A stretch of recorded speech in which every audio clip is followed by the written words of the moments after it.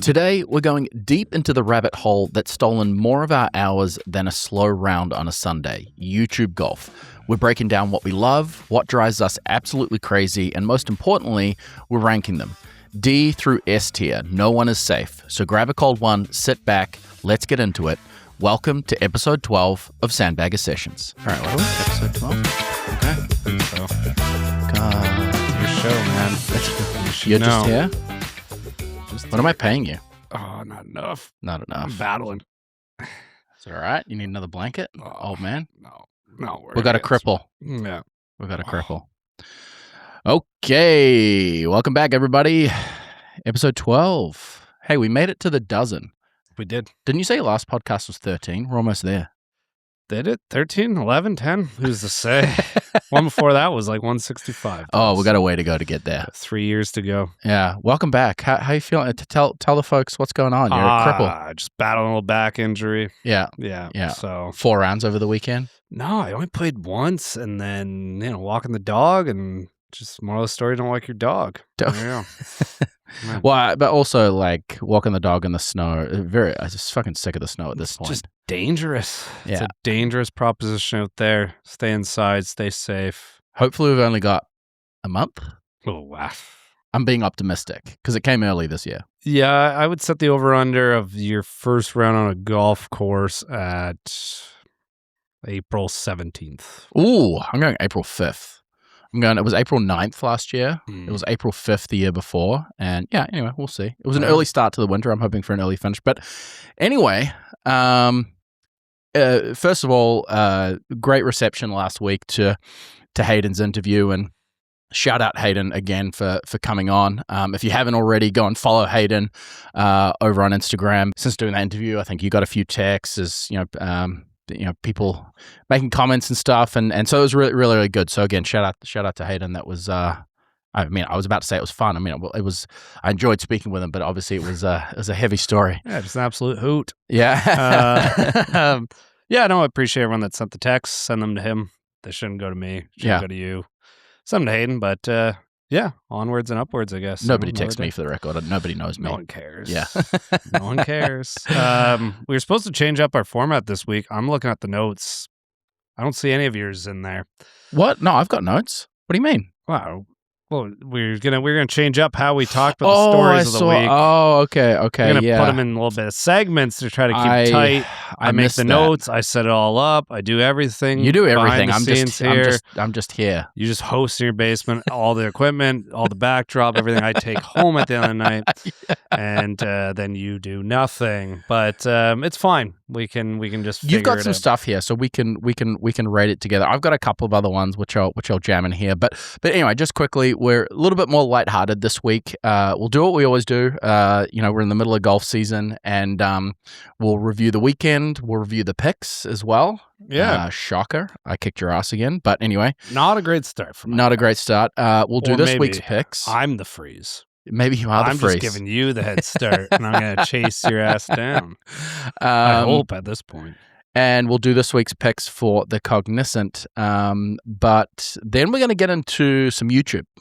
Which is going to be fun, and so we'll get to that soon. But yeah, like I say, let's do our recap. So of course, the Genesis at the weekend. Let's just talk about how you're feeling at this point, because after the Genesis, you are now. I'm in front of you by $3.5 million. Yeah, I'm not worried about the money per se. I mean, the money's the whole point. Yeah, I just. I'm more happy about being right about Bridgeman. The previous week, I said on his podcast. So why didn't you pick him? Well, I don't know. That was an oversight. A little bit of an oversight. Should have, if I just rewound. But I did say last week. But you said the US Bridgeman U.S. hockey team was going to win too. Yes. We're not getting into that. Anyway, sorry.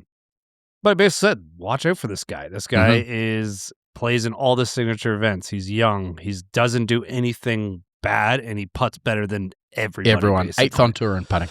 Yeah, and even in some group chats this weekend, who's Bridgeman? Rory's going to catch this guy easily. He's 6 back.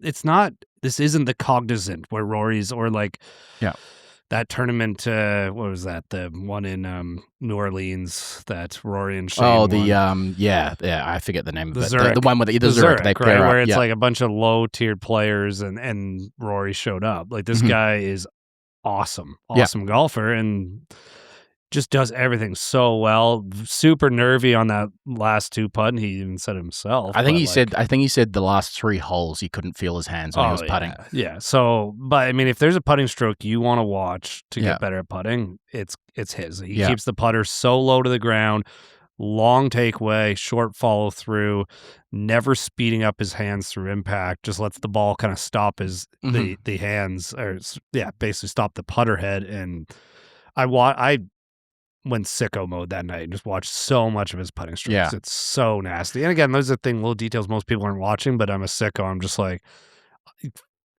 feed it to me right in my veins. So no, 100%. And Ryan French posted, like everyone's like, oh, who was this guy? And I think it's kind of the way it goes with golf. This guy dominated dominated high school golf, dominated college golf, was second coming out of PGA Tour University. And it's I won't get into that. We discussed that with Ryan, but like the ability of the PGA Tour to market these young guys, because this guy coming into the PGA Tour, like a guy being selected, top 10 in the draft for a major league sport, this guy should not be an unknown player. He's an absolute flusher. And so, super stoked to see him get it done. But that's on the tour. Oh, 100%. Not marketing these 100%. players better. Yeah. That was awesome. I gave, for context of where Cole didn't come prepared, we're supposed to do a little something's under par each week. We're going to put a couple stories there, a story in the par section, and then stories in the over par other section. And I gave it an eagle because I think it's going to help the tour. Now they're going to be like, yeah, these stars have always been there. He's going to be in all sorts of marketing campaigns. But 7th in approach right now, just absolute flush with irons. 5th in putting. Not the longest guy on tour. He's about 67th off the tee. Didn't need it this week at Riv. Mind you, I mean, like you talk about nerves, that like that last hole at Riv, because I think they've extended it about 30 yards back. And so, like, even with a 300-yard drive, he had a 200-yard iron, and to stick that to the middle of the green, like you say, a bit of a nervy 2-putt, like unreal. Yeah, not the greatest. Now, I mean, I'm giving a bogey not to Riv in itself. I love Riv. I think it's one of the best golf courses on tour. I'm giving it to a bogey for why the hell are we there in February, right? Like, it was a shame. Yeah, it's awful. A shame. And I think it sounds like the hints, especially in Tiger's broadcast there, that sounds like the California swing is moving deeper into the summer. And then we're going to get Pebble at its best. We're going to get Riv at its best. We're going to get these golf courses that are great at their best. And I think that's a win. But this week, obviously, I would. It was what it was. I would absolutely agree with that. And like you say, not for the course, but there just wasn't obviously they had a lot of rain and soft greens. And I think I saw Aaron Rye hit maybe a 5-wood out of the rough onto the green and basically just like pitched like a pitching wedge, know? And so there wasn't that punishment for missing the fairway like there normally is. And I think it would have obviously been a completely different golf tournament. So I completely agree with that. It's going to be chaos for the US Open for the women this year there. I can't wait. That might be one of my favorite, like, top tier tournaments I'm looking forward to watching. I'll tell you this, it's well ahead of the PGA Championship for the men this year. That tournament's going to be awesome to watch. It's going to be in prime time. Give the women their spotlight. And it's going to be pretty chaotic. They can set that place up real hard. For sure. It's going to be hard. So, but good. And I mean, we spoke about the freeze last week. Scotty yet again with another slow start. But again, like, if this guy can figure out something's going up on Thursday, but if he figures it out on Thursday, like, he is going to win, right? Yeah, I think he's just doing too much with the family. Just like, I thought you were about to say he's putting with this thing. Yeah. No free ads. I just need another beer. I mean, my first. People are going to think I have a drinking problem on this podcast. Every time we're here, we're drinking, so. Well, it's since we changed to the evenings, right? Yeah, anyway. It's actually 8 a.m. It's 5 p.m. somewhere. It is. After, again, I'll just wait for you to pull that. Yeah, there you go. There you go. So we had Riv. We'll get to the Cognizant in a second. Switching gears a bit. Another one that you put down here, but I had down as well. I want to jump to this one. Michelle Wee West is coming out of retirement for the Again. WTGL again. So I'm going to give this, and this is not against Michelle, but it's like for what we discussed previously. I'm giving this a bogey. Okay. I was going to give it a par for where I assume you're going. Yeah, fair enough. But it's as we discussed, the whole idea of bringing the ladies in could have had so much potential, mix them in with the guys. Nelly Corder said exactly the same thing about 2 weeks after we were on the pod saying that. And the reason I give it a bogey is that I don't see it making any difference at all. I think now I'm actually a bogey now. And why I'm saying that, I might be a double bogey here. It went from a par to a double. It was a bogey. It was a 4-putt and then double. It turns out I grounded my club in a bunker. And now I've got another stroke penalty or two. I don't even know anymore. The reason why is Michelle Wee is great for the game, was a great LPGA player, isn't currently on the LPGA. If you're going to start this new league, and we are struggling getting viewers to the LPGA, if someone watches Michelle Wee and like, oh, when does she play next? She doesn't play next. No, yeah. Right? Like, put some of these stars out there that people are going to go and watch versus a Michelle Wee. Same thing with Kevin Kisner. There's no she is the Kevin Kisner of this league. Yeah. Now, much better she's looking. younger, right, than Kevin, and probably hits the ball speed at the same as Kevin's.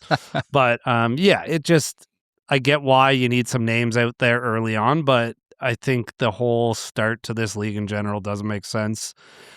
And we'll see. We'll see. Yeah. I just found out TGL was on yesterday. Yeah. I mean, it's like I said, I think it's a massive missed opportunity. I mean, I get like maybe some like mix in the guys with the girls, mix in the girls with it's a YouTube episode that we're talking about. Mix them in with some YouTubers. Like it's not a proper golf tournament. It's an exhibition. Like do something, but like trying to be like, oh, we're just taking the same people that are out on a regular tournament and putting them inside. Like anyway. But yeah, I'm giving this a bogey. Yeah, speaking of the women, Gino picked up her first win of the season at the LPGA Thailand. I'm giving it a net birdie. And why I say net birdie is because Nelly, Minjee, and Charlie Hall weren't in the field this week or last week, if I'm not mistaken. This is one of the biggest stretches of the year for the LPGA. The fan base in Asia market for the LPGA is huge. Yep. A lot of big stars over there. Gino basically just had to show up and win this tournament. At this point, she's that good. But yeah, a bit of an oversight for those three. Again, who the hell knows why? It's not easy getting there. I get it, but these are three of the richest women on the LPGA. So. Well, I think someone said this is either the second or the third year that Nelly skipped that entire Asian swing. So yeah, I mean, and that's going to get a bogey from me just in general.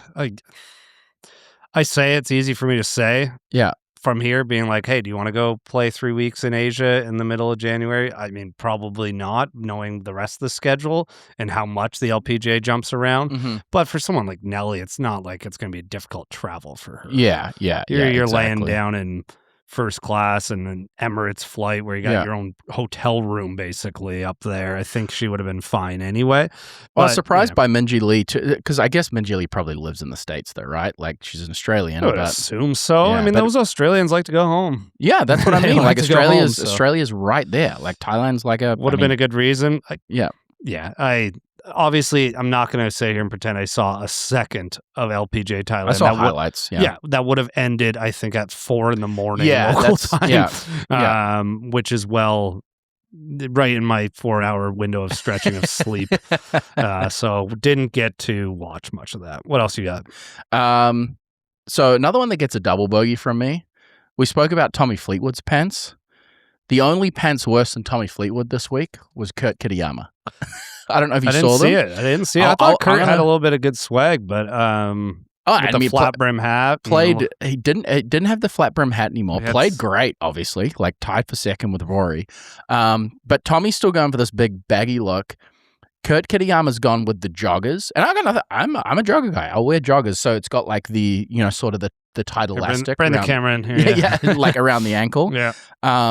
But then like they were like clown pants, the big baggy wide top, Hammer type and then stuff, went down, and I was like, oh man. So yeah, Tommy's actually looked. I mean, I don't know if we're just getting used to it, but yeah, I think I've been used to it, but I couldn't rock it. Yeah, no. So Kurt Kitayama, like I said, I mean, played awesome, loved the guy, but his pants are going to get a double bogey from me for sure. Like it. Pants talk. Pants talk. Let's get into the Cognizant. I'm gonna transition to it. I'm calling the Cognizant a sponsors exemption this week. So it's not a bogey, it's not a double bogey, it's not anything. Pretty accurate. This tournament is a sponsors exemption. Why I'm saying that is we just got spoiled for the last 3 weeks in terms of the strength of field. The Genesis last week was 550 to 650, which is basically an elite field in golf, right? Yeah. And, obviously the higher the number, the better. Pebble Beach was 500 to 600. Waste Management Phoenix Open was 450 to 600, whatever it is, right? It's kind of crazy that the purse. And again, there's a more accurate number of what it is. I just you're right though. But when you look at that stretch, the WM Phoenix Open, Pebble Beach, and the Genesis, like that's an awesome stretch. It's crazy that the purse this week is the same as the Waste Management. Which I don't know if that's always been the case, but it's this week is 223. The highest ranked player on the FedEx Cup list in the field is Ryan Gerard. It's not the deepest field. Shane Lowry always plays well here, so he's out there. You got the Højgaards out there. According to PGA Tour's power rankings, we have Daniel Berger as the 4th strongest player in the field. Daniel Berger, DB straight vibin'. This guy used to be a golfer, used to be a Ryder Cup. Did he get Cupper. injured? Yeah, I think he had a really bad back injury. Yeah. So you know what? Maybe he's my guy. But I wouldn't be surprised in a while. So it's just it's a weird one. It's not a great field. Brooks is in there. Brooks also did do his charity donation this week. I thought that was ridiculous, that announcement. Like, if you're gonna do the charity, like that's fine. Like, just do it. Anyway. Well, I think it was part of it. And again, it's good PR for both sides to do it. But I was a little confused at it was like $1.5 million here, $2 million here, and then another $1.5 million to where we decide we want to. It was like, okay, so why didn't we just wait for that? Yeah, I mean, it's very, I don't know what the word is. It's very dictatorshipy to be like, I mean, if they wanted to do that, I feel like they would have been far better off just, I don't know, keeping it, I know it has to be official, but keeping it under the table, just being like, publicly say, here's all the things that he did, and then say to him, like, hey, you got to do this, and then he just goes and does it. But anyway, he went and paid his money. It ain't a great field. I hate this golf course. I absolutely hate this you hate most golf courses. It's not that I hate it because it's a poor design. I'm not a Florida golf course guy in general. It's gonna be interesting regardless. It's just we got spoiled, and I think this is where the PGA Tour is trying to change these kind of one-off events like this where golf sickos are going to watch, and I'll probably watch a little, but it's not one where I'm going to be like, oh, I got to get to a TV this weekend to watch the Cognizant. Yeah, I'll watch Sunday. The reason I like watching these on Sundays is I like the chance of there being a first-time winner, which is, I think, increased at these events. So it'd be sweet if Daniel Berger won and just shoved it down. Absolutely. Guys always confused me because his grip, how he grips the club, his left hand is probably the strongest left hand grip ever on a golf club, and his right hand counters it with super weak. So his hands are all twisted up. And I don't know how he does it. Absolute flusher, weird to swing, weird dude. DB straight vibing, gonna be out on a boat. That's his Instagram. DB straight. Oh, okay. DB straight vibing. I thought that was a spanner in the works comment there again. No, it's just his name. He wants people to call him DB straight vibing. So just a vibes guy. He's a vibes. He might be a vibes guy. Weekend hack. He might be a vibes guy. But should we? Let's do the picks. Let's get to the picks. Yeah, is it my pick to start? It is your pick this week, and I will just remind you. You've now used up 2 Scotty picks, one of which I tied with you and one of which I beat you. Yeah. So strategy's paying off early. It's not been great. It's a marathon, not a sprint. I am the freeze. When I catch you, you'll be hearing about it. I'll be tripping Nothing over worse in the than blowing a lead. Nothing worse than blowing a lead. I'm going to take Michael Thorbjornsen this week. Okay. Pretty high up on the data golf side. Coming out. Playing pretty well. Didn't play great at the AT&T, but finished three back, I believe, in the playoff at the Waste Management. He wasn't in the playoff, but he finished 3 back. Sorry, yes. I mean, up until 16, he was tied for the lead, or had a chance, made a bad mistake on 16 and 17. So yeah, I like that pick. I will say my call is that this guy either makes top 10 or misses the cut. My guy, yeah. That's the thing about this tournament is the draw can be a huge, like if it's windy out there, we're gonna see some big numbers with all that water, and I'm a little concerned about his approach play right now, making a lot of work around the greens. You got to chip really well around this golf course with all the water and stuff. So that might help. But if your biggest strength at this point of the year is how your short game is, means you're using it a lot probably. So I'm a little concerned that he's just kind of a average around everything. You're doing the same thing you did with Luke Clanton. You're like, yeah, I'm picking this guy's really good. I'm really concerned about all these things. It's a vibes pick. It is a vibes pick. I said, I don't got a lot going into this tournament. There's a course fit element to it, but yeah, fair enough. He's just kind of middle of the pack with everything, except around the greens right now. Yeah. So it's a middle of the pack tournament, if not low of the pack tournament. Like Adam Hadwin's getting in the field, which means we got some Corn Ferry guys getting some call-ups, a lot of withdrawals this week. Ben Griffin withdrew. So, whatever. That's my pick. I'll just deal with the consequences. So this doesn't have me too nervous. I'm pretty confident in my pick, actually. Now, Ryan Gerard. No, oh, wow. not Ryan Gerard. This guy did not rank that highly on the course fit stats, but likewise last week, I mean, the two guys that I had in the mix last week, Ryan Fox and Potgieter, did play well at Riviera, but I was glad I went with my gut. So I'm going with Nikolai Højgaard this week. Yeah, I mean, either of the Højgaards. Now you got to make sure you know which one you picked. Nikolai. Okay. Yeah, but when you're watching. Oh yeah.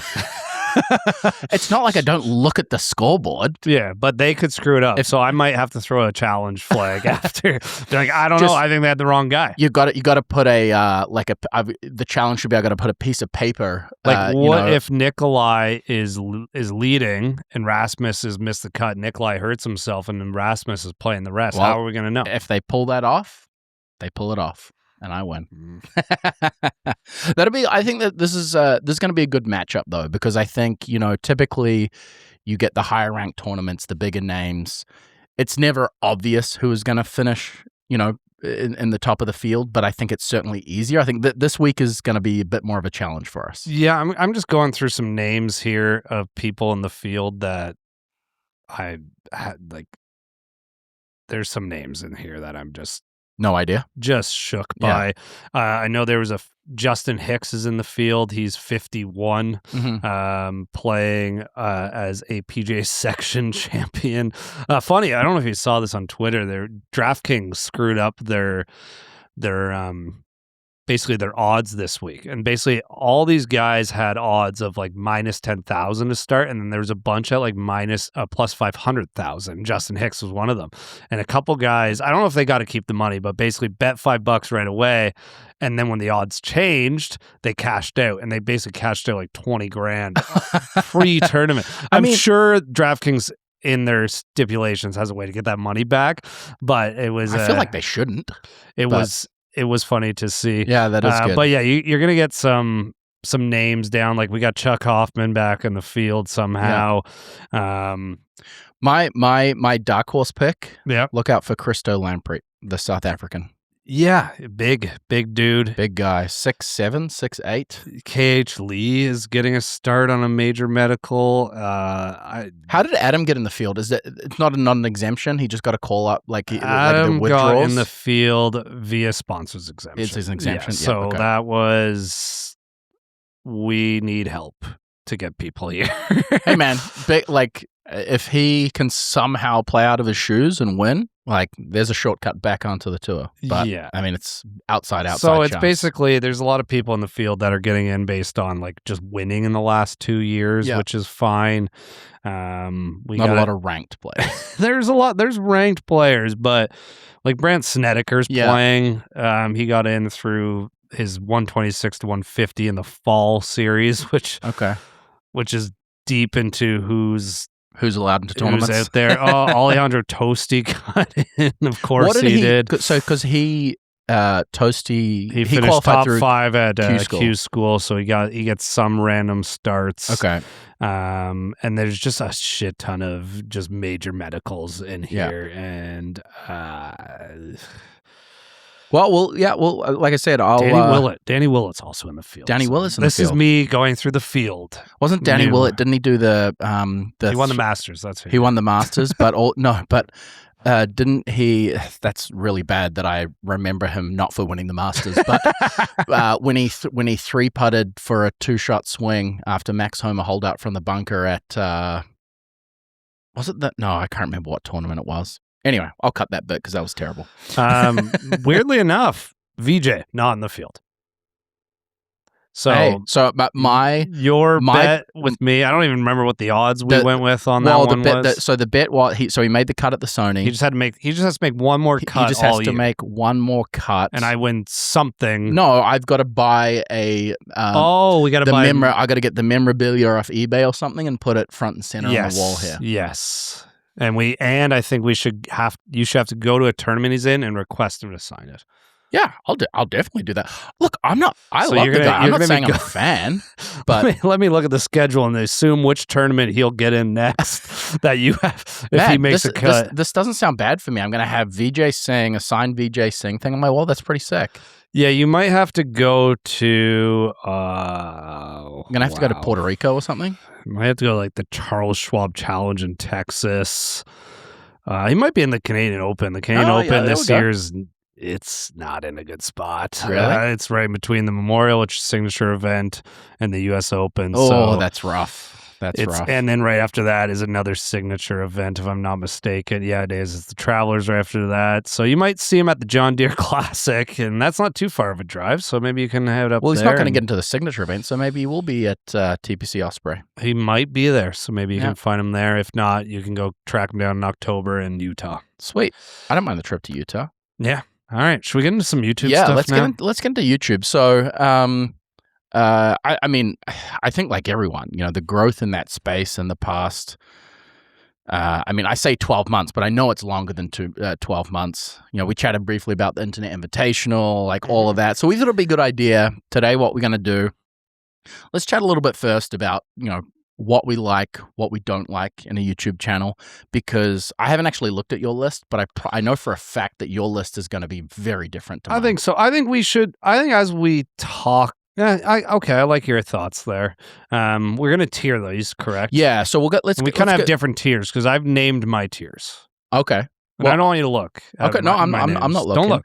Yeah, I think we go through. Talk a little bit about what you like. We'll go back and forth, and then we've got. Well, I've got S tier, A tier, B tier, C tier, and then I've got never show them on my TV screen. Yeah, so I have those tiers, but I've kind of named them. Okay, a little further. So well, tell me a bit, because like I say, I think our tastes are. It's not that I don't like watching some of the stuff that you watch, but our taste for what pops up on the screen and what we're going to click on is quite different. Yeah, so I'm not saying I'm a early YouTube golf watcher, but when I started watching YouTube golf, the Brysons and the Grants and the Goods and those weren't really what I watched. And what I kind of fell towards early on is more of the kind of the travel content and the story content. So storytelling. The stuff that interests me is either there's like an educational part to it and there's a storytelling part to it, and there's the golf is kind of intertwined throughout it. And basically the more channels I find where there's golf is the starting and the forefront, but it's how they get in and out of it that I find interesting. And you'll kind of see that through my tiers of where those fit in, basically. What Yeah. about you? Yeah. So I think I was the opposite. I was more of a latecomer I mean, I was a latecomer to golf in general, latecomer to YouTube golf. So probably for the last 12 to 18 months, it's been kind of a religious Saturday morning coffee thing to watch. So, but yeah, I'm a little different. I think I enjoy some of that storytelling aspect, and I think selfishly it's because we did Ireland last year, we're doing Scotland this year, so I tend to try and find that we're going here or we have a chance of playing here, so I'll watch. But it's not something that I'll generally be like, oh, I'm gonna watch that just because. I'm more of a I generally like more of the competitive matches. So hey, it's an actual golf match for something. That's why I like the Internet Invitational. You'll see that reflected in some of my tiers, but hey, everyone talks about this guy and this guy. Who's actually better? Play a match. So I enjoy that. Obviously, good personalities. I think there's a ton of terrible personalities in the YouTube space. So we'll talk about that. But for me, it's kind of I have it as an extension of real golf. You know what I mean? So you mentioned the Ireland trip and the courses that I'll say I selected because I did. Yeah. The courses I selected, no how I idea designed this trip around were really about from different channels that basically told me the feeling you're going to have when you're there. Yeah. Right. And I think the old course for that, the first time I ever went, I was like, oh, this is, the oldest course. And I was just on my honeymoon and popped in and I was like, oh, it's a very different feeling when you're in St. Andrews, right? And so then you start watching some YouTube videos of big golfers, and I think probably the first one I would have saw maybe was Rick Shiels playing there, and we'll get to Rick at some point, but in that he kind of talked more about the feeling of playing the course and the different shots and and pointing out different elements, and then you go deeper. So when we were designing our route on the Ireland course, there was a couple courses that stuck out to me, and Lahinch and Kwon were two that came out, and I watching different videos on that, I was like, okay, these are must plays because yes, the golf course is great, but B, there's something else you're going to feel where you're there. And that's where I just kind of extended my YouTube watching space, and we'll kind of go further, but I think we should start at the bottom. Yeah, and just quickly on that, because if I'm not mistaken, if it hadn't been for some of these videos, we never would have ended up at Kwon on that trip, right? Absolutely not. Yeah, and that was magic, course, and we'll get to that. Shout out Kwon. We'll get to that later, but I think it's more for me. I think it actually ties into who we are as golfers, you and I, and what we look for in golf. Yeah. And I think I love the competition side. I can't just go play my own ball. Hate that. Boring. Don't really care. If I do that and trying shit, whatever. Yeah. Right. I want to feel something when I'm playing. There's the feel element that I love about golf, right? Is when I look back at playing these different courses that we went to in Ireland, I don't really remember the matches that we had or maybe certain shots, but I remember moments and how it made me feel. I think about Lahinch, and I think about looking in the long grass for golf balls and being like, where the hell is this? And the caddy and being like, this little town has that, though that's the feel I have from those, and versus yourself where, as you said the other day, you don't even like winning, you just hate losing, right? And that's where that competition element, maybe why you kind of fall into that space. Yeah, no, for sure. Do you like watching, getting back to YouTube, do you like watching any of the competitive stuff? Or is it for you, it's more of I want to discover new things, learn about new courses? It's definitely more the discovery. Yeah. I will put them all on, and I find I have a 10-minute window, and unless it was a really sick course, I might continue, but someone messaged me today. It was I don't know, Brad Dalke and somebody were playing, and they were like, "Oh, this guy's swing's so pure." I threw it on at work. I watched it for 3 minutes, and I'm just like, eh. Yeah, fair enough. Yeah, we and it's funny that we have such a good time together golfing, because I think you nailed it on the head. Like we're very different golfers in general, but then also but going to La Hinch, I wouldn't say that there was one of us that's like, oh, you appreciated it more, but it was like appreciated it for and had a good time for very different reasons. You know? Yeah, I think I have found a way purposefully, especially through when traveling, to enjoy the experience of a golf course. Mm-hmm. La Hinch was one where I had to fight it at one point because I had kind of lost a feel of my swing. I had to go like the back of a tee block and really figure out what the hell I was doing, or else I was going to ruin the rest of my day. But I've kind of found a way to kind of step in and out. And I think having some sort of every time when in Ireland we played for, I think it was just drinks every single time. Yeah, we had the money in the pot for birdies and then drink. Yeah, and even that's fine, right? It's like at the end, losers are buying drinks, but still adds that competition element. But then just taking a moment and being like, oh, this happened here. Oh, look at that. Like, whoa, why did they design that way? So that's kind of the difference. Well, and that's where I'm still not good at it, but your eye for this is a shitty hole, this is a good hole, but then to be like, hey, why is this a good hole? Like, I just see grass and bunkers and green, and you're able to I'm trying better. I just want to understand, like, oh, that's why the tee block's here. Like, they could have put it over there and it would be a lot easier. And I want it's probably my next step in YouTube golf is diving into more of that design element. I do have a course designer I want to get on the podcast. Yeah, we definitely got to get Christine on. Yeah, and chat a little bit more about that type of stuff, because I find it interesting. I want to learn more and or listen to certain podcasts about that, whether it's educational or just opinion pieces on it. But just allows you to look at a golf course a little bit more differently and be like, oh, like, and then it makes golf fun. You go to like a kind of garbage golf course, and then you can kind of go, huh, what if they moved? Yeah. Like, I don't know. It's just allows you to dream a little bit. I feel you. Well, we've discussed it at one point. We're going to get rich and buy in very close to I here, talk right? about it all the time. I think about it all like constantly. I've been like the idea, like there's this piece of property that I used to drive by every time I'm going to teach, and I'm like, oh man, like that'd be a great spot for the clubhouse, and you can whip around the street and just like and it's just like, oh, I don't have 75 mil. It's just dreaming. Or 7 or 5 or the 0.5 or any millions. Yeah.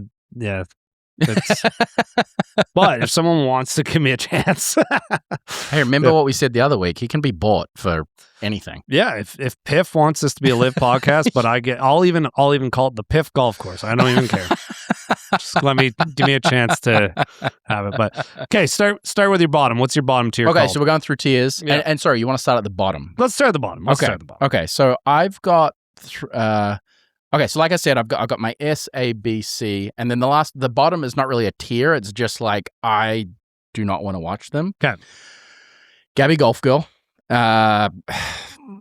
just, and I'm gonna get roasted here because it's a woman. Sorry, but it's a child too. She's not. She's like 18 now. Whoa, settle down, man. But sounds like she's your A tier now. Oh God, I'm gonna get canceled. Just has developed into what's the word I'm looking for? Like, oh my God, pissant. Pardon? A pissant? What's a pissant? I don't know if that was a Kiwi term or something. Definitely not. Just just can't like she's doing stuff for clicks, for bait, for like I said, she's got older now. She's starting to, I don't know. Yeah, again, I don't want to get canceled. Were you going to say develop? No, that's, oh my God, I'm getting myself, let's start this again. Well, your hands were doing weird stuff there, man. I'm going to get myself in so much trouble here.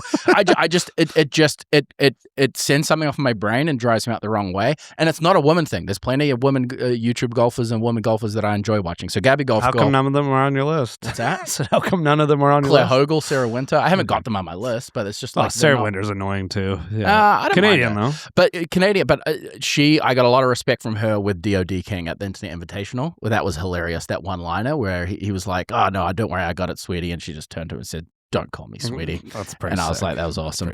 Yeah. So Gabby. So people I don't want to see: Gabby Golf Girl, Micah Morris. Can't stand him. Like he's got a punchable face. Very, very good golfer. Incredible golfer. Not really. But he would kick our ass by. Yeah, but what would you have to give Micah Morris? Probably 10 strokes. No. Yes. No. Yes. No. Okay, Micah Morris. I'm really sorry that I just gave you shit, but if you see this, play this guy for 10 strokes, and I will put $1,000 on you. No, not 10. Not 10. It's Micah Morris. Just, if we're looking at results, and again, I haven't played in a PGA Tour Canada event, whatever. If they want to put me out there with him, go ahead. The guy, I don't even know if the guy's broken 80 and one, maybe shot 78. No, he's got the yips in tournaments for sure. Yeah, sure. Yeah. Like, it's all like, yeah. Okay, Gabby Golf Call, Micah Morris. And third guy, and this one pains me a bit because I think this guy is a good guy, but after the Internet Invitational, everything that happened there, and then watching him since, is really grinding him up the wrong way, and it's Luke Kwon. So, and to be honest, because I do have the Kiwi boys in here as well, and I know they all have their own channels, but they all play together. But I sort of split them up. So when I like Luke Kwon, he's in that. He's not a Kiwi, but you know what I mean. Anyway, so my tier, which is like if it's on the screen, I will not watch, is those three. Yeah, I have exists, but I probably won't ever watch. So I'm not as like I'll never watch, because those ones like you mentioned, I'm never gonna watch. So I didn't want to give them a shout out. But first one's Brian Bros. They're fine. We have very different. They tiers. are fine. They're fine. That's all I'm gonna say. They're fine. If there's like I watched one with Jason Duffner, it was fine. I think if they have a certain person on it, I'm gonna check it out. But it's just like. They're fine. Mm-hmm. Foreplay, any of the Foreplay stuff. Yep. Again, it exists. Probably not going to watch. I did always find the Trent breaking 90 series funny. Yeah. For a while, I think Trent's awesome. I think he's hilarious. If the whole channel was him, if he's separated, I'm subscribing. I think he's one of them. He's just so down to earth of that channel. I find Frankie annoying as hell. Talks like he's the best golfer in the world, and when he's out there, he's like trying to be a hype man. The Riggs Hater series, you know what? This isn't fair, because I watched that Riggs Hater series because I think they do an okay job, but it exists. I'm probably not going to watch it. Yeah, that's where I'm at. I might, but probably not. So that's what Brian Bros and Foreplay is. Anyone else on the bottom tier? Those two. Those are probably my two on that tier. Okay. And I'll go to my C tier first. We'll do a little bit of a snake trap. Yeah. I call my C tier crap but watchable. Okay. They're Nice. crap but watchable. Are all of these like what's the word? Like your C is crap, is your B something starting with a B? Okay, nice. I like it. So in my C tier, Grant Horvat's right in that window. And like between C and B, or between C and no, he's C, but he's kind of. I might get canceled for this one. Like at the end of the last one he did with Phil, he had like a Bible scripture on the end. It was like, what are we doing here? Like, see, I don't care about that. I don't like. I have nothing against people. I certainly don't have anything against them. And if they're religious, that's great. I'm going to go the opposite way with Grant. He doesn't shove it down your throat. I didn't know until 6 months ago that he was even religious. No, he doesn't. And but if he wants to put a scripture at the end, I don't really care. Like, good on him. He just screams Utah to me. What's he like? Just like Utah, like a Mormon, and like drinks a lot of soda. I don't know. Apparently, he's actually kind of fun, like away from the camera. I heard. I think, and I actually like Grant as a person. Again, his channel.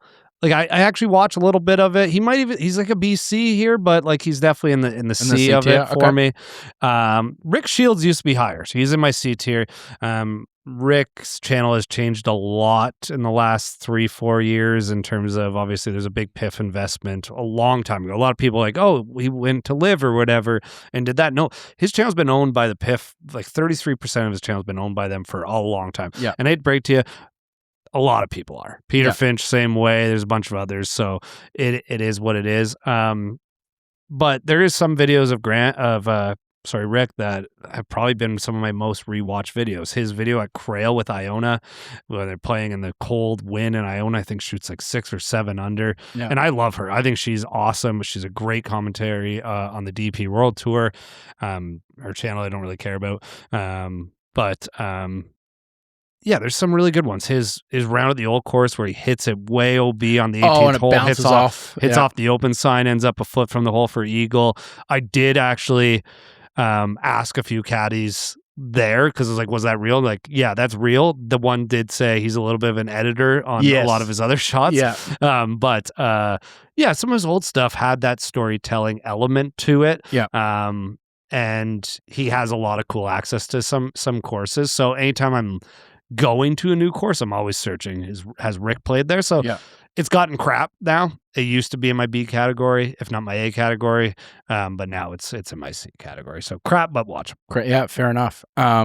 So onto my C tier, crap but watchable. I haven't been as creative, but you obviously did a lot of prep, man.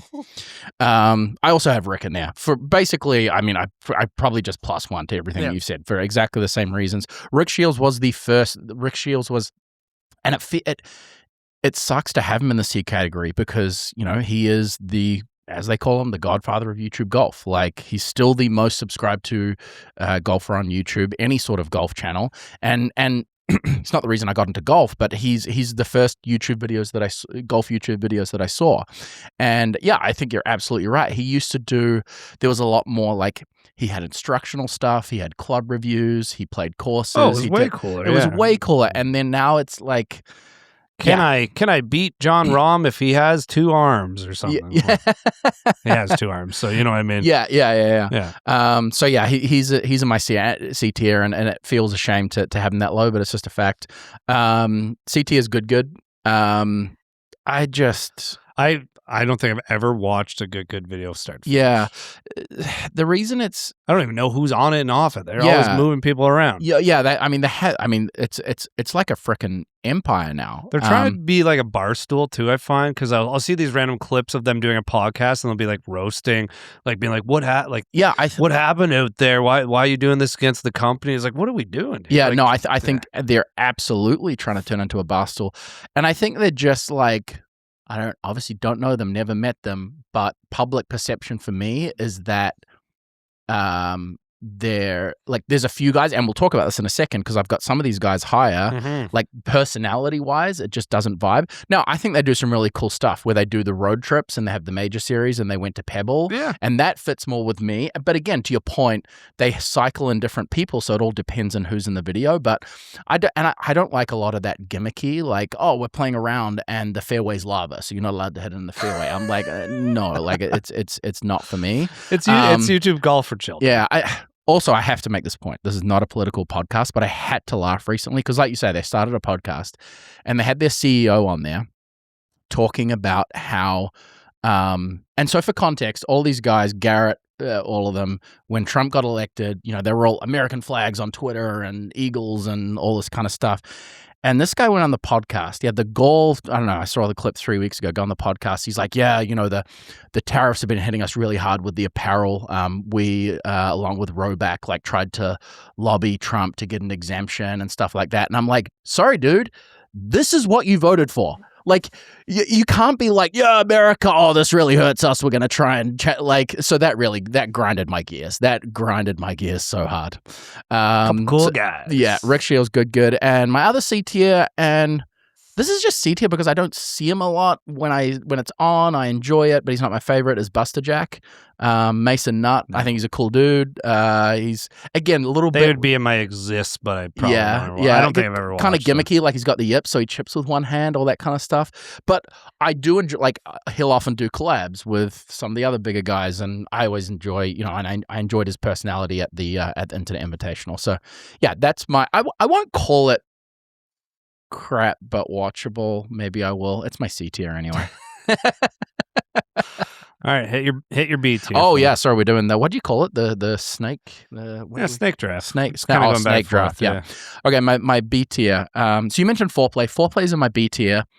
They probably would have been lower, but they have started doing more stuff, I guess, the last 6 months. Like they did the thing with Tiger, and that was more of like an instructional thing. They did like matches with Colin Morikawa, Phil Bjornsson, Luke Clanton, stuff like that. And I enjoyed those. But again, it's one of those ones where I'm not clicking on every Foreplay video that comes up, but I'm like, oh, that one interests me. I don't have the same.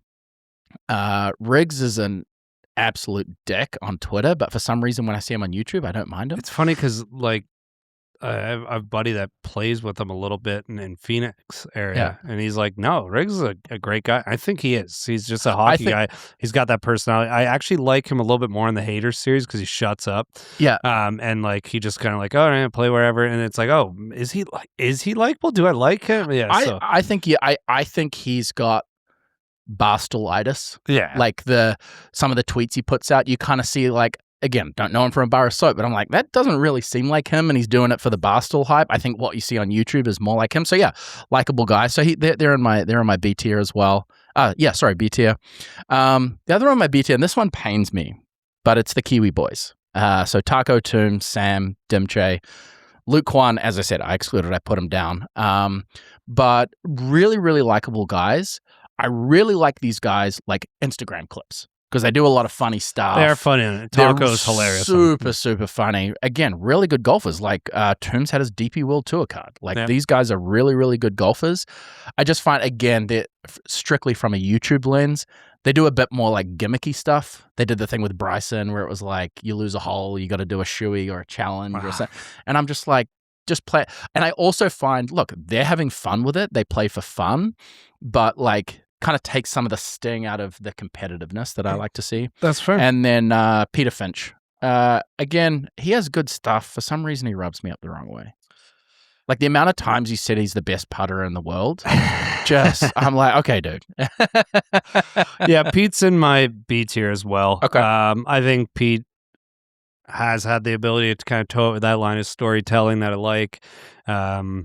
Just did a really good video with Titleist TPI that was awesome and super educational.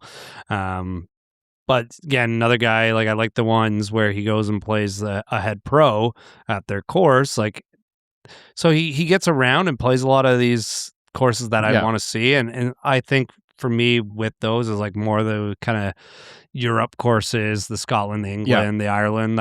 That's why I probably have added him a little higher. And purely from a golfing ability standpoint, if you were to rank YouTube golfers, he's in the top tier. He's up there for sure. Yeah. Club head speed alone, he's well up there. Like he's cruising at 120. It's nasty. I don't think I have anything different to say. From all accounts, really good dude and not one of those guys. Like apparently Rick is. I met Rick briefly when we played behind them, or they played behind us at the old course. Yeah. And he was kind of a diva. But these guys were also in the group and awesome dudes. It was Bob Does Sports. So not really my usual. When you see the rest of my list, Bob Does Sports is not fitting there, but they're whatever you think, they're fucking funny. They are funny.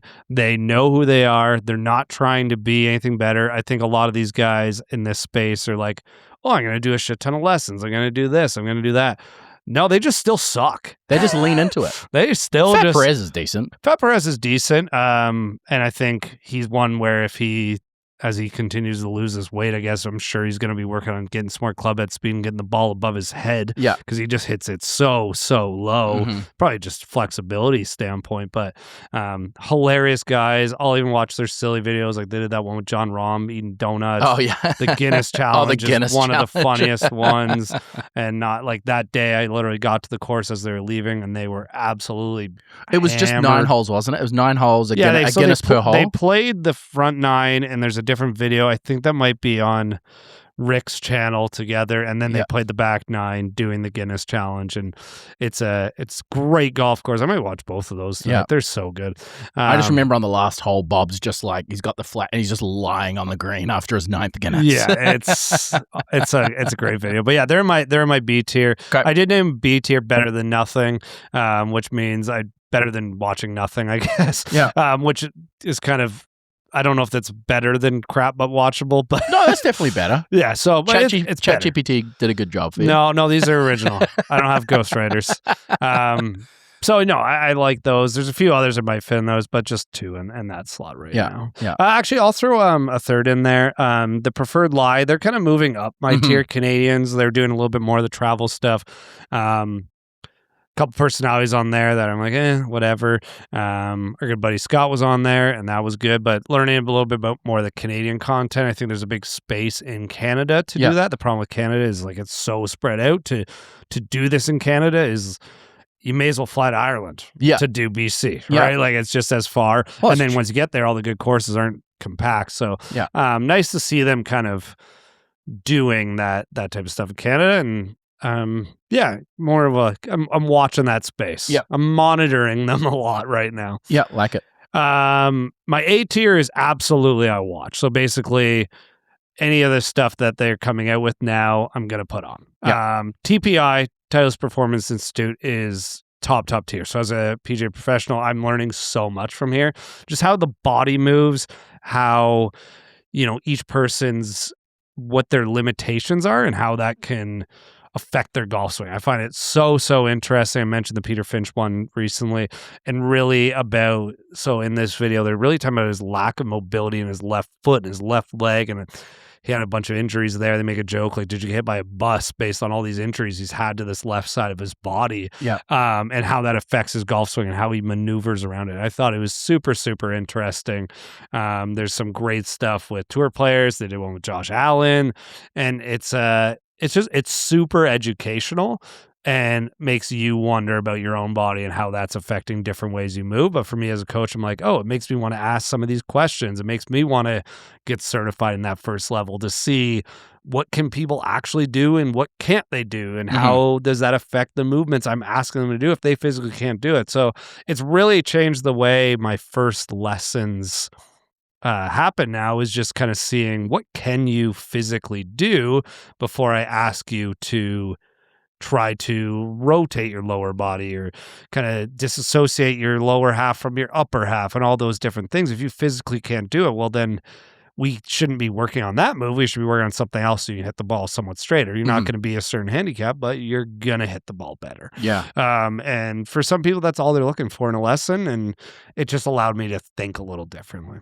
Yeah, there was one video stands out for me from TPI that I saw. There was one, I can't remember who the guy was, but it's talking about getting more power in his driver swing. Yep. And the guy got him to sit down on a like a bar stool with wheels. Yep. and push with his left leg, and he's same thing. It's kind of like, you're like, why are you sitting down on the chair doing that? But it's like that's the feeling that you want. You want that feeling of exploding off the ground. Really interesting. Interesting. I find them super interesting. This one is very new. So it's not new necessarily to YouTube.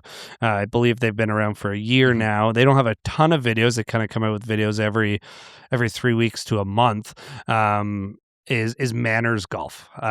So big clothing brand now. Oh, they've yeah. come out with the and I think they just signed Luke Kwon or something. They did. But though this came, a buddy recommended this one. It's called "Can I Break Every Course Record in Bosnia?" So Bosnia is a super small country, obviously very, through the Soviet Union, if I'm not mistaken, all the different wars and different stuff in Russia. Right.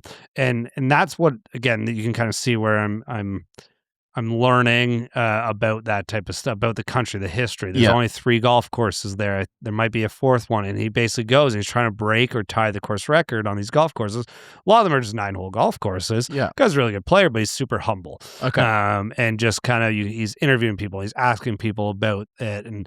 And I just learned a lot about a super small country that I'm never going to probably see ever. Yeah. He just did one where he entered the Japanese speed golf championship with no training. He tried to break par on a certain golf course with clubs from every single era. So from the 20s. I saw a short on that. Yeah, the 20s, the 60s, the 90s, and then current. Yeah. So really good golfer. They had this one video that I was very annoyed with. I did watch it though. It was that Marucci guy. The guy, the giant beard, long hair. Yep. Always yells Marucci. He was at the old course, and he's in St. Andrews, and I was like, yeah. But you watched it anyway? I watched it anyway. So that you can see where they're going in the if you look at the early stuff to now, and I think it's one of those ones where it's definitely getting into that. Yeah, I gotta watch. Like, absolutely, I would be watching this stuff. Yeah, nice, love it. So that was your A tier, right? That was my A tier. What did you call your A tier? Absolutely, I will watch. Absolutely, you'll watch. Nice. Okay, cool. All right, we're getting into my A tier. Well, I'll do my A tier and S tier, and then we'll finish up with your S tier. So you're gonna hate my A tier, apart from one. And I'm coming at this. Okay, so my first one on my A tier. Brian Bros are in your A tier. Yeah, Brian Bros are on my A tier, and they would be my S tier if it wasn't for how annoying Wesley's got. Love George. Like I don't know. They're trying to do this dynamic, and Wesley's always been that kind of like seems like the poke the bear guy. But in a similar vein to Peter Finch, now it seems inauthentic. Like he's gone anyway. But I like they do. I love their collabs, and I love the reason I always watch them is again, it's normally in fact, it's always some kind of match of something. So like stroke play, like whatever. But it's a competition, and that's what I like. And obviously very good golfers. Yeah, their road trip series they just did was decent. Yeah. Second one, you are absolutely going to hate this one. And through the objective lens of what I like, which is competitive golf, on my A tier is Bryson. I didn't even know you watched his stuff. It's the last episode of the podcast. This is a tough one, actually. See you later. It's YouTube videos now. Yeah, it's. Let me know when you're done. Well, I mean, but it can be very up and down. Like the break 50 with Steph Curry. I mean, and obviously because your boy played Trump well. was on that. Yeah, I love it. Absolutely love it. Mm-hmm. Yeah. So yeah, Bryson's. But I think all production value that he's obviously invested a lot into, and I think he's I don't want to say pioneered, but like. Some of the shot tracing and then the graphics and stuff like that makes it really enjoying to watch. But again, like I don't feel as strongly as you about his personality, but I get what you're saying. And then my second one, and this wouldn't have been on my list 12 months ago until you introduced me to it, is No Lying Up. And again, this is for even just purely from what I learned about all the video. You were like, hey, like. Here's some courses that we're going to in Ireland. Here's a video on it. And to watch it and then to go to that course. And like you said earlier, actually feel some of those things that you could imagine they were feeling in the video. Super informative. Again, I don't know why Solly pisses me off. By all accounts, he's a bit of a dweeb. I don't know. But again, he's like a hardo. Super, and you've got to have so much respect for what they've done. I think, like you said, like a lot of those up until like not that long ago, like it was all filmed on an iPhone. And like so super cool and super informative. And like you said, like we're going to Ely in Scotland. You show me a video of Ely, and I'm like, man, that's sick. And so I'm going to appreciate a lot of those little things, like the bar. I think after the 6th hole or something. Yeah, after the halfway down the fairway, the 4th, basically. Yeah. So yeah, Bryson, No Laying Up, Brian Bros are my A tier. Brian Bros would be higher if it wasn't for Wesley, which I like him. He's just so if there's a Brian Bro channel. It's funny because I was watching a video today and they made a joke about that. And then my S tier, you've already mentioned them. Bob Does Sports. Again, I like that it's not really a niche, but they've carved out their own thing. Where, like you say, they're not. I mean, I think Joey's like it's kind of golf adjacent. Yeah, like the golf is there, but there's something else to it. But they have started doing more match it like Bob does the breaking 80. Yeah. So like he's probably like never breaking 80. He's like a 15 handicap. Joey's has he even broken 90 in a breaking 80 series? He shot like 82. Okay. But like I'm sure they're playing from like 5,900 yards. Like what? But again, anyway.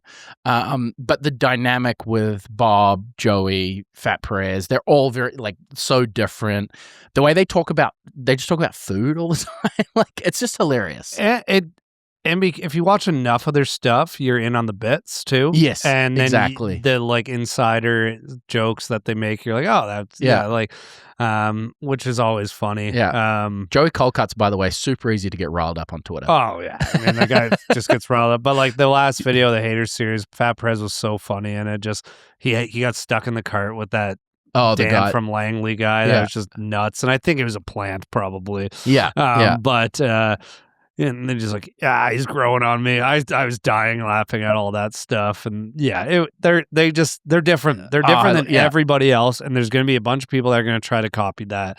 And you're not going to be able to. No, exactly. But yeah, if they're on my screen on Saturday morning, like that's one of the first videos I'll click. Second one is Grant Horvat. And again, I think just because of the he does a lot circle. Of what's that? The prayer circle. See, again, like I don't have anything against that thing. I'm like, hey man, that's like if that's your thing, that's cool. I'm happy for you. It makes you happy. He's not shoving it down our throat. I don't have a problem with it at all. Super good golfer, cool content. When he goes out, it's just him and his guy Sky.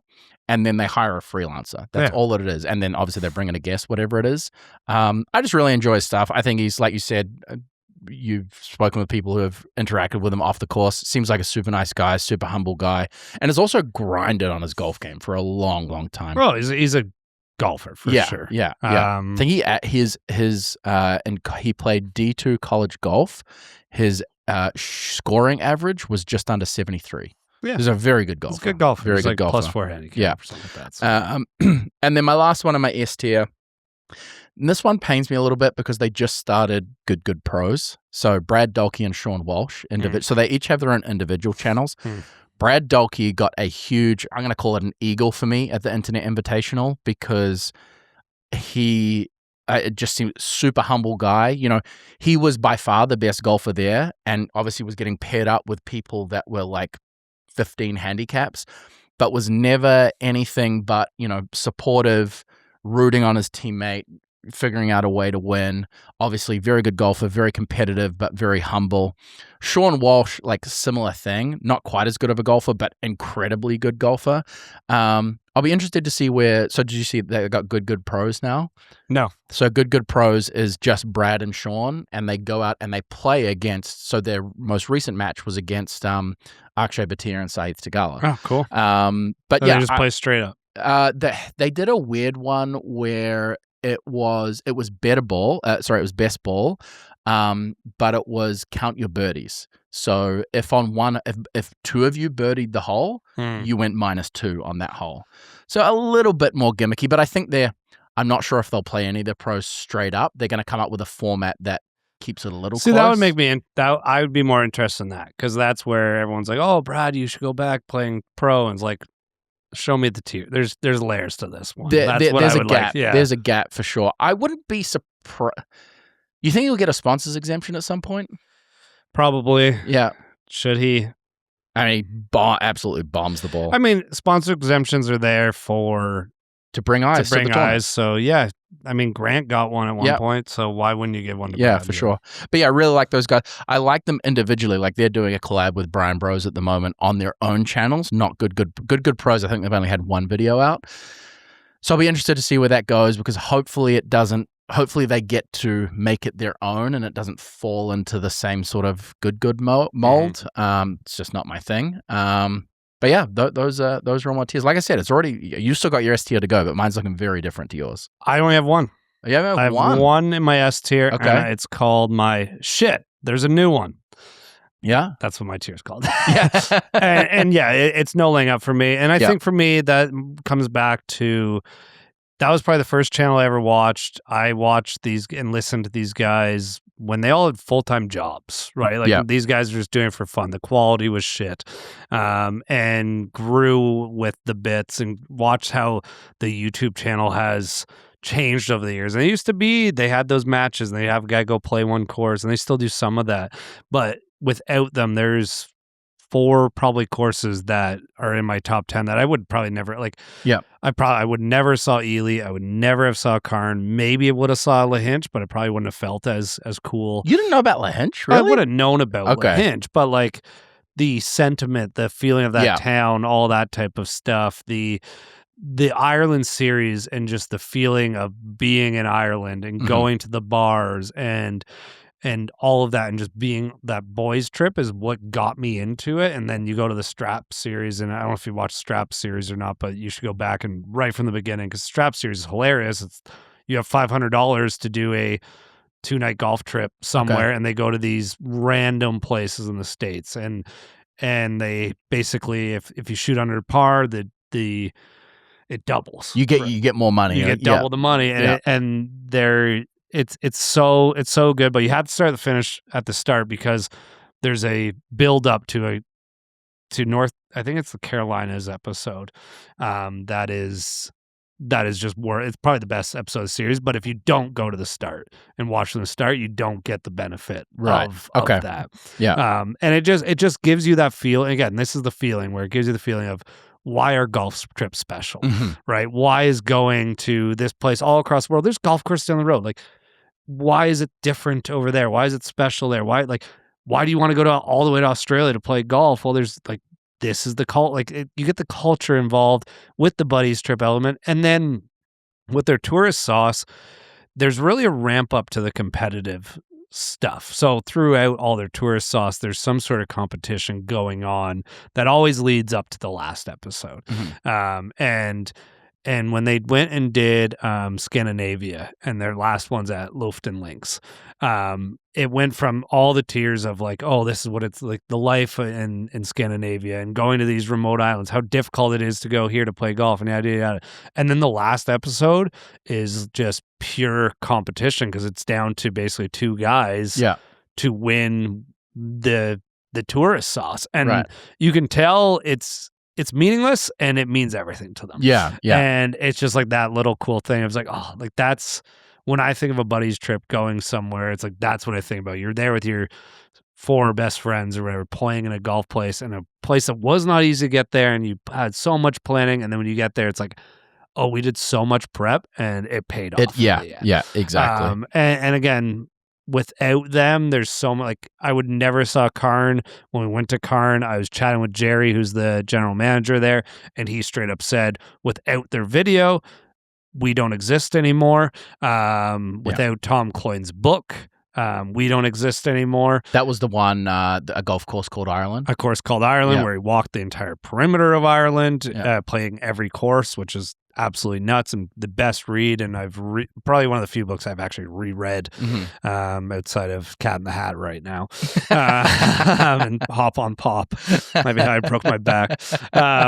But yeah, it's just the feeling of it and just watching the changes. And like I've rewatched the Scotland tourist sauce a bunch, and it's filmed on iPhones, and they still do such a good job. And now they just came out the latest Nebraska one. I don't know if you watched that one or not, but it might be their best video they've ever made. And it's like they're finding their voice, and they could have changed and followed everybody else into the 1v1 match and this and that. And yeah, they're sometimes a little bit cucks for the PGA Tour or whatever, and they do some of it, but they're one of the originals.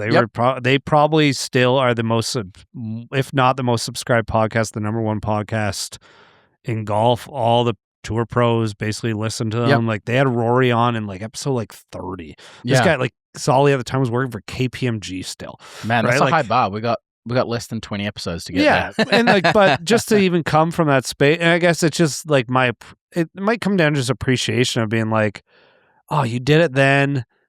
Like you took the risk that, like, I'm sure if at that point in my life, I just finally got a nice cushy job, and I had benefits, and these guys are doing the same thing at the same kind of point in their life, and they're like, no, we're gonna try do this something for a bit. The point I'm trying to make is you can see the grind, you can see how much they improve. They run it like a real business and kind of let you in. Right. And like they talk about, like they have like their annual general meetings with all of them, and they're like, what worked this year? What changed? And you can see the changes. And I think at the end of the day, though, I think it's just like I've been there from the beginning, and it's like you can see how, and just like they don't know you from anybody. I've chatted with a little bit of them on Twitter or Instagram every once in a while. They wouldn't know me from a hair on their ass, right?